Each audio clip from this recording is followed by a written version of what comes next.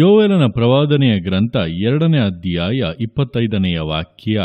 ಗುಂಪು ಮಿಡತೆ, ಸಣ್ಣ ಮಿಡತೆ, ದೊಡ್ಡ ಮಿಡತೆ, ಚೂರಿ ಮಿಡತೆ, ಅಂತೂ ನಾನು ನಿಮ್ಮ ಮೇಲೆ ಕಳುಹಿಸಿದ ನನ್ನ ದೊಡ್ಡ ದಂಡು ತಿಂದುಬಿಟ್ಟ ವರ್ಷಗಳನ್ನು ನಾನು ನಿಮಗೆ ಕಟ್ಟಿಕೊಡುವೆನೋ. ಈ ವಾಕ್ಯದಲ್ಲಿ ದೇವರು ನಾವು ಕಳಕೊಂಡದನ್ನು ಪುನಃ ನಮಗೆ ಕೊಡುವುದಾಗಿ ವಾಗ್ದಾನ ಮಾಡಿ ನುಡಿದಂಥ ಸಂಗತಿಗಳನ್ನು ವಿವರಿಸಲಾಗಿದೆ. ನೋಡುವಂಥ ಸಮಯದಲ್ಲಿ ಮಿಡತೆಗಳು ತಿಂದು ಬಿಟ್ಟವುಗಳನ್ನು ದೇವರು ಪುನಃ ಕಟ್ಟಿಕೊಡುವುದಾಗಿ ವಾಗ್ದಾನ ಮಾಡುತ್ತಾ ಇದ್ದಾರೆ. ಅದರಲ್ಲೂ ನೋಡುವಾಗ ನಾನು ನಿಮ್ಮ ಮೇಲೆ ಕಳುಹಿಸಿದ ನನ್ನ ದಂಡು ಎಂಬುದಾಗಿ ದೇವರು ಹೇಳುತ್ತಾ ಇದ್ದಾರೆ. ಅಂದರೆ ದೇವರು ಅನುಮತಿಸಿಯೇ ಈ ನಷ್ಟಗಳು ನಿಮ್ಮ ಜೀವಿತಗಳಲ್ಲಿ ಉಂಟಾಗಿರುವಂಥದ್ದು.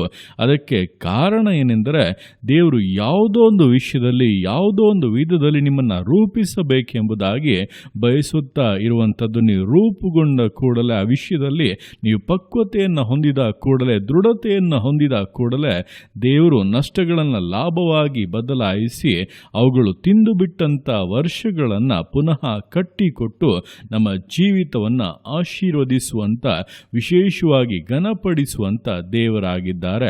ಯೋಬನ ಜೀವಿತದಲ್ಲಿ ನಾವು ಇದನ್ನು ಸ್ಪಷ್ಟವಾಗಿ ನೋಡಬಹುದು. ಯೋಬನು ಭಯಭಕ್ತಿಯುಳ್ಳವನಾಗಿ, ಕೆಟ್ಟದ್ದನ್ನು ನಿರಾಕರಿಸುವವನಾಗಿ, ದೇವರೊಂದಿಗೆ ಅನ್ಯೂನ್ಯತೆಯಿಂದ ಜೀವಿಸುತ್ತಾ ಇದ್ದನು. ಇದೆಲ್ಲದರ ಮಧ್ಯದಲ್ಲಿ ದೇವರು ಯೋಬನ ಜೀವಿತದಲ್ಲಿ ಕೆಲವೊಂದು ನಷ್ಟಗಳಿಗೆ ಅನುಮತಿಯನ್ನ ಕೊಟ್ಟರು. ಯೋಬನಿಗಿದ್ದಂಥ ಆಸ್ತಿ ಪಾಸ್ತಿ, ಅವನಿಗಿದ್ದಂಥ ಎಲ್ಲ ಪ್ರಾಣಿಗಳು, ಹಾಗೆ 10 ಮಂದಿ ಮಕ್ಕಳು ಕೂಡ ಒಂದೇ ದಿನದಲ್ಲಿ ತೀರಿ ಹೋದರು. ಎಲ್ಲವೂ ಕೂಡ ನಷ್ಟವಾಯಿತು. ಅಷ್ಟು ಮಾತ್ರವಲ್ಲದೆ ಅವನಿಗಿದ್ದಂಥ ಆರೋಗ್ಯ, ಅವನ ಘನತೆ, ಗೌರವ ಎಲ್ಲವೂ ಕೂಡ ಹಾಳಾಗಿ ಹೋಯಿತು. ಇದರ ಮಧ್ಯದಲ್ಲಿ ಕೂಡ ಯೋಬನು ನಂಬಿಗಸ್ತನಾಗಿ ದೇವರಿಗೆ ವಿರೋಧವಾಗಿ ಒಂದೇ ಒಂದು ಮಾತನ್ನು ಕೂಡ ಆಡದೆ, ತನ್ನ ಬಾಯಿಯಿಂದ ಪಾಪದ ಮಾತೊಂದನ್ನೂ ಕೂಡ ಹೊರಡುವುದಕ್ಕೆ ಬಿಡದೆ ನಂಬಿಗಸ್ತನಾಗಿ, ದೇವರನ್ನು ನಿರೀಕ್ಷಿಸುವವನಾಗಿ, ಕರ್ತನ ಮೇಲೆ ಆಶ್ರಯವನ್ನು ಇಟ್ಟು ನಡೆದುಕೊಂಡಂತ ನಿಮಿತ್ತವಾಗಿ ದೇವರು ಈಗ ಅವನ ಜೀವಿತದಲ್ಲಿ ನಷ್ಟವಾದನ್ನೆಲ್ಲ ಪುನಃ ಕಟ್ಟಿಕೊಡುವಂತೆ ಕಳೆದುಕೊಂಡ ಎಲ್ಲವನ್ನೂ ಕೂಡ 2ರಷ್ಟಾಗಿ ಅನುಗ್ರಹಿಸಿದರು.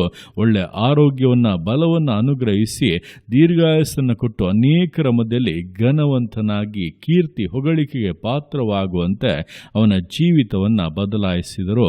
ಇಂದಿನವರೆಗೂ ಕೂಡ ಯೋಬನ ಜೀವಿತ ನಮಗೆ ಮಾದರಿಯಾಗಿದೆ. ಅಂತಹ ಕಷ್ಟಗಳು ಬಂದರೂ ಕೂಡ ದೇವರು ಸಂಗಡ ಇದ್ದಾರೆ. ನಾವು ನಂಬಿಗಸ್ತರಾಗಿ ಜೀವಿಸುವಾಗ ದೇವರು ನಷ್ಟಗಳನ್ನು ಲಾಭವಾಗಿ ಬದಲಾಯಿಸಿ ವಿಶೇಷವಾಗಿ ಆಶೀರ್ವದಿಸುತ್ತಾರೆ ಎಂಬುದಕ್ಕೆ ಯೋಬನ ಜೀವಿತ ಸ್ಪಷ್ಟವಾದ ಉದಾಹರಣೆಯಾಗಿದೆ.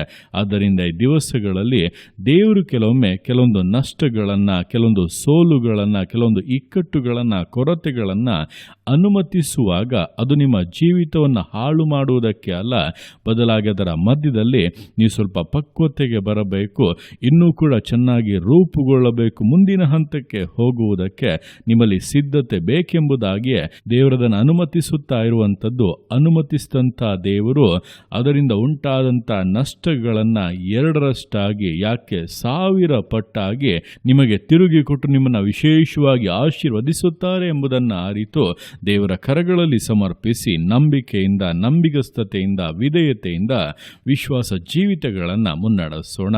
ದೇವರ ಕರಗಳಲ್ಲಿ ಸಮರ್ಪಿಸಿ ಪ್ರಾರ್ಥಿಸೋಣ. ಯೇಸುವೆ ಸ್ತೋತ್ರ ರಾಜ, ಕೊಟ್ಟಂಥ ದಿವಸಕ್ಕೋಸ್ಕರ ಸ್ತೋತ್ರ ಕರ್ತನೆ. ಈ ದಿವಸ ನಿನ್ನ ಕರಗಳಲ್ಲಿ ಸಮರ್ಪಿಸ್ತಾನೆ. ಪ್ರತಿಯೊಂದು ಜೀವಿತಗಳನ್ನು ನೀನು ಆಳ್ವಿಕೆ ಮಾಡು, ಬಲಪಡಿಸು ಕರ್ತನೆ. ಅದಪ್ಪ, ನಿನ್ನ ವಾಕ್ಯದ ಮೂಲಕ ನೀನು ವಾಗ್ದಾನ ಮಾಡಿರುವಂತೆ ಅಪ್ಪ, ಕೇಡುಗಳು, ನಷ್ಟಗಳು, ಅಪ್ಪ, ಯಾವ ಹಾನಿಗಳು ನಮ್ಮ ಜೀವಿತದಲ್ಲಿ ಬಂದಿದ್ದರೂ ಕೂಡ ಅವುಗಳು ತಿಂದು ಬಿಟ್ಟಂಥ ವರ್ಷಗಳನ್ನು ನೀನು ನಮಗೆ ಕಟ್ಟಿಕೊಡುವಂಥ ದೇವರು 2ರಷ್ಟಾಗಿ ಅಪ್ಪ 1000 ಪಟ್ಟಾಗಿ ನಮ್ಮನ್ನು ಹೆಚ್ಚಿಸಿ ಆಶೀರ್ವದಿಸುವಂಥ ದೇವರು ನೀನಾಗಿದ್ದೀಯ. ನಿನ್ನ ಕರಗಳಲ್ಲಿ ಸಮರ್ಪಿಸಿ ಯೋಬನ ಹಾಗೆ ನಂಬಿಗಸ್ತತೆಯಿಂದ ಜೀವಿಸಕ್ಕೆ ಒಪ್ಪಿಸಿಕೊಡುತ್ತಾ ಇದ್ದೇವೆ. ಏನೇ ಆದರೂ ಕೂಡಪ್ಪ ನಿನ್ನ ನಿಯಂತ್ರಣದಲ್ಲಿದ್ದೀಯ, ನೀನು ನಡೆಸುತ್ತೀಯ ಎಂಬುದನ್ನು ಅರಿತು ನಿನ್ನನ್ನೇ ದೃಷ್ಟಿಸುತ್ತಾಪ ನಂಬಿಕೆಯಿಂದಲೂ ಯಥಾರ್ಥ ಚಿತ್ತತೆಯಿಂದಲೂ ಕರ್ತನೆ ನಡೆದುಕೊಳ್ಳೋದಕ್ಕೆ ಒಬ್ಬೊಬ್ಬರಿಗೂ ಸಹಾಯ ಮಾಡು. ವಿಶೇಷ ಬಲವನ್ನು, ಕೃಪೆಯನ್ನು ಅನುಗ್ರಹಿಸಿ ಆಶೀರ್ವದಿಸು ಕರ್ತನೆ. ನಿನ್ನ ಸಾನ್ನಿಧ್ಯ, ನಿನ್ನ ಪ್ರಸನ್ನತೆ ಪ್ರತಿಯೊಬ್ಬೊಬ್ಬರನ್ನಪ್ಪ ಮುನ್ನಡೆಸಲಿ. ನಿನ್ನ ರಕ್ತ ಕೊಟ್ಟೊಳಗೆ ಮರೆ ಮಾಡಿಕೊ, ವಿಶೇಷವಾಗಿ ಆಶೀರ್ವದಿಸಿ ಅಭಿವೃದ್ಧಿಯಲ್ಲಿ ನಡೆಸು ಕರ್ತನೆ. ಕಣ್ಣೀರು ಕಣ್ಣೀರನ್ನು ಒರೆಸಿ ಬಿಡು. ಯಾವ ವಿಷಯದಲ್ಲಿ ಕರ್ತನೆ ವರ್ಷಗಳಾಗಿ ಕಾಯುತ್ತಾ ಇದ್ದಾರೋ, ಪ್ರಾರ್ಥಿಸುತ್ತಾ ಇದ್ದಾರೋ, ಅದರಲ್ಲಿ ದಿವಸ ಅದ್ಭುತಗಳನ್ನು ಕಾಣಲಿ.